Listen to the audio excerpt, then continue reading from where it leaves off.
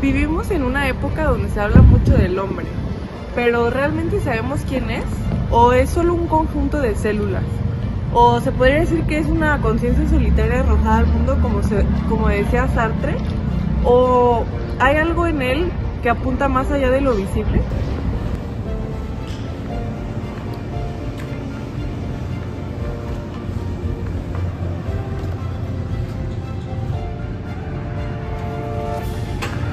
La antropología filosófica cristiana no evade estas preguntas, sino que las enfrenta directamente. El ser humano no es un accidente cósmico, sino que tiene un fin, y Dios le da este fin. Desde el Antiguo Testamento hasta el Nuevo Testamento nos expresa esto. Hay algo en el corazón humano que nunca se apaga, una pregunta que nos acompaña desde que tenemos conciencia. ¿Esto es todo o hay algo más?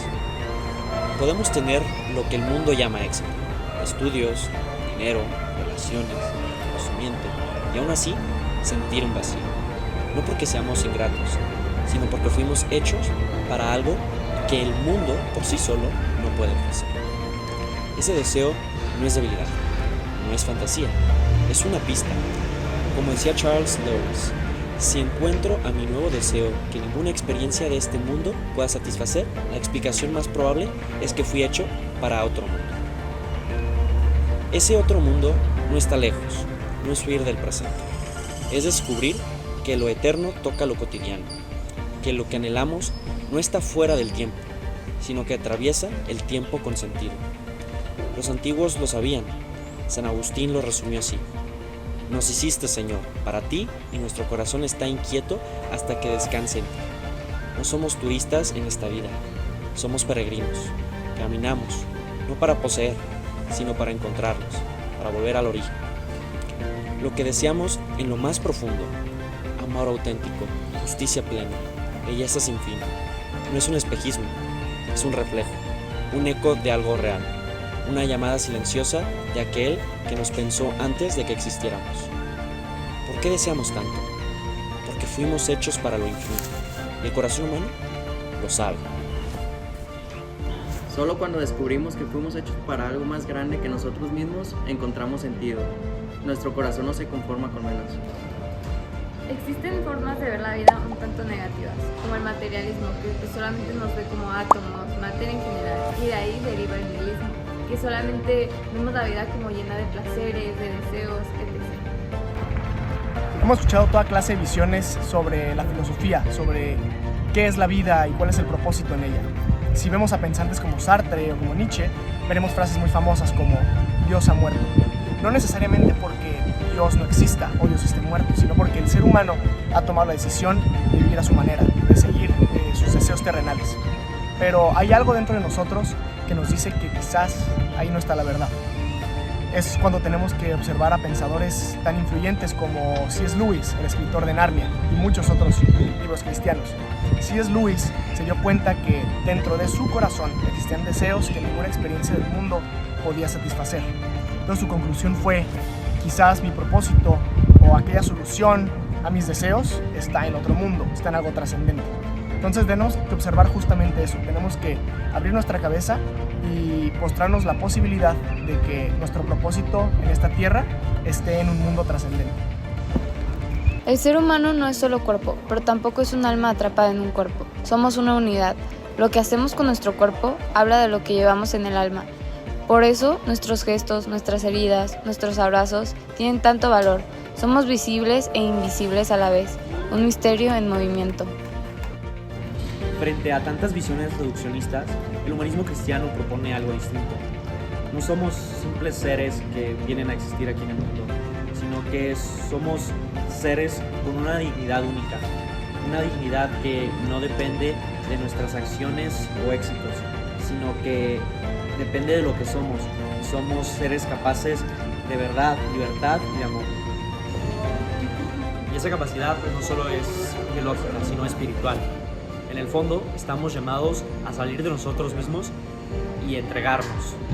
El Papa Juan Pablo II lo decía: para realizarse no hay que buscarse, sino entregarse, porque estamos llamados al encuentro. Y por eso, el otro no es una amenaza, sino un camino hacia nuestra plenitud. El amor no es un accesorio, es un esencial. No se trata solo de sobrevivir, sino de vivir bien y de vivir con un sentido. Pero aquí la siguiente pregunta que surge es, ¿cuál es este sentido? ¿Cuál es este sentido que tenemos que seguir para encontrar un propósito, para encontrar un porqué? Pues bien, primero tenemos que definir qué somos, ¿no? ¿Qué es el ser humano? Pues bien, si seguimos las corrientes filosóficas desde Platón hasta Aristóteles, hasta Santo Tomás de Aquino o los filósofos modernos, podemos encontrar que el ser humano es una unidad sustancial de cuerpo y alma con naturaleza racional. Lo que esto significa es que somos algo más complejo que simplemente un cuerpo de células que evolucionó. Entonces lo que tenemos que aquí ahora preguntarnos es, ¿por qué somos así de complejos? Pues bien, aquí es cuando tenemos que regresar en la historia al inicio de los tiempos. Tenemos que ver la revelación que Dios le da a Moisés en el monte de Sinaí. Lo que sucede ahí es que Dios le dice a Moisés, y lo podemos ver escrito en el Génesis, que el ser humano es una creación semejante a Dios.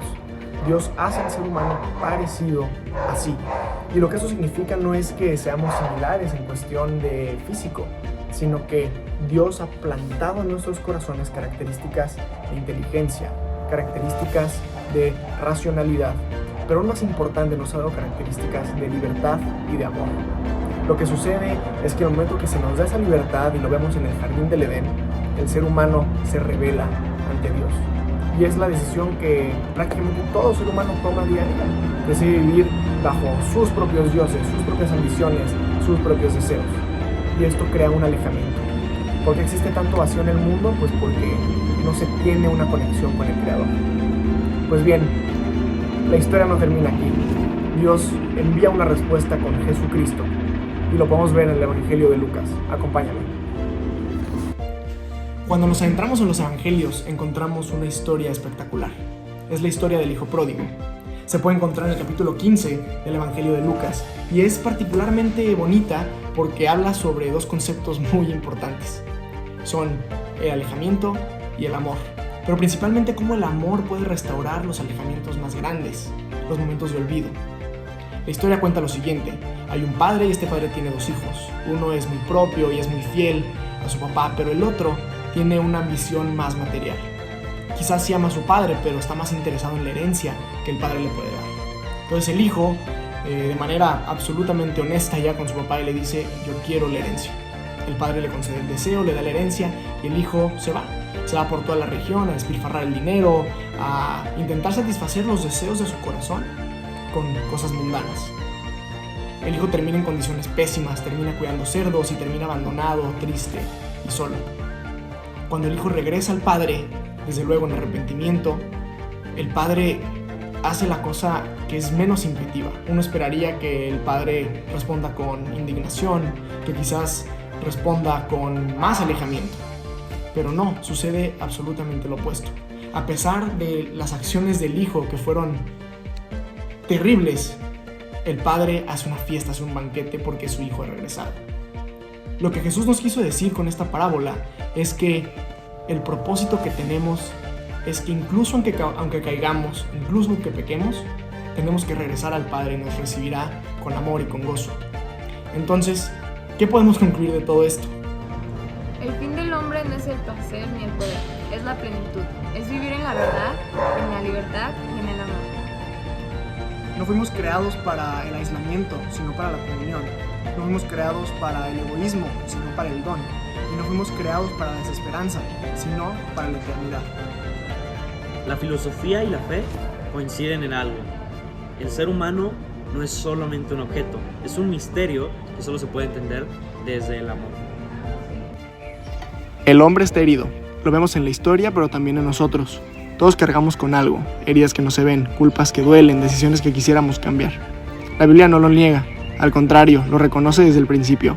El hombre, creado a semejanza de Dios, se alejó de su origen, buscando una libertad sin verdad, sin amor. Esa es la caída, no una historia lejana, sino un drama actual. Todos, de forma alguna, nos hemos perdido. Pero eso no es todo. Lo más sorprendente no es que el hombre haya caído, sino que Dios haya salido a buscarlo, que no nos haya dejado solos en la oscuridad. En Jesucristo, Dios se hace hombre no solo para decirnos quién es Él, sino para mostrarnos quién podemos llegar a ser. Su vida no es solo un mensaje, es una invitación a levantarnos, a perdonar, a amar hasta el extremo. La cruz no es el final, sino el comienzo de algo nuevo. El lugar de la derrota se convierte en el lugar de la esperanza, porque allí el hombre herido es sanado por el amor más grande. Lo decía San Irineo: la gloria de Dios es el hombre vivo, y la vida del hombre consiste en ver a Dios. Verlo no con ojos del cuerpo, sino con el corazón reconciliado. La redención no es olvidar lo que fuimos, es permitir que lo que fuimos sea transformado, que nuestras heridas se conviertan en testimonio, que nuestra fragilidad unida a Dios se convierta en fuerza. Ser cristiano no es vivir sin heridas, es vivir con la certeza de que no estamos solos, que incluso caídos seguimos siendo buscados, llamados, amados. Ser libres no es hacer lo que queremos, es poder elegir el bien, incluso cuando cuesta. La verdadera libertad no consiste en no tener límites, sino en tener un propósito. La libertad es un regalo, pero también una carga, porque con ella podemos construir o destruir, amar u odiar. Es ahí cuando el ser humano se revela como alguien responsable, capaz de elevarse o de caer. Vivimos en una época en la que el hombre se ha convertido en un tema de estudio, de debate, de estadísticas. Sabemos cómo funciona su cuerpo, el cómo podemos mapear su cerebro, medir sus emociones, pero sin embargo, ¿lo conocemos de verdad? Somos una materia organizada en un conjunto de células con fecha de caducidad, o hay en nosotros una dimensión que no se deja atrapar por la ciencia ni por etiquetas. Como decía Sartre, somos simplemente una conciencia solitaria arrojada al mundo sin rumbo ni sentido. O tal vez hay en el ser humano algo que apunta más allá de lo visible, una sed de trascendencia, una pregunta que no se calla, que es: ¿quién soy? ¿Para qué estoy aquí? ¿Cuál es mi objetivo? ¿Cuál es la verdadera razón por la cual existo? Y no se trata solo de comprender al hombre, se trata de escucharlo, de mirar con valentía hacia su interior, reconocer que hay en él, en todos nosotros, no solo en una profundidad que se resiste a ser reducida. Quizás para nosotros el mayor desafío ha sido descubrir nuevas tecnologías, pero ¿por qué no podemos implementar descubrir al ser humano, volver a mirarnos con asombro, no como objeto, sino como un misterio? Porque solo cuando nos atrevemos a mirar más allá de la superficie es cuando podremos empezar a comprender quiénes somos realmente. Quizás el mayor misterio del universo no está en lo lejano ni en lo invisible, sino en nosotros mismos, en ese abismo de preguntas, sueños, silencios que llamamos a ser humano.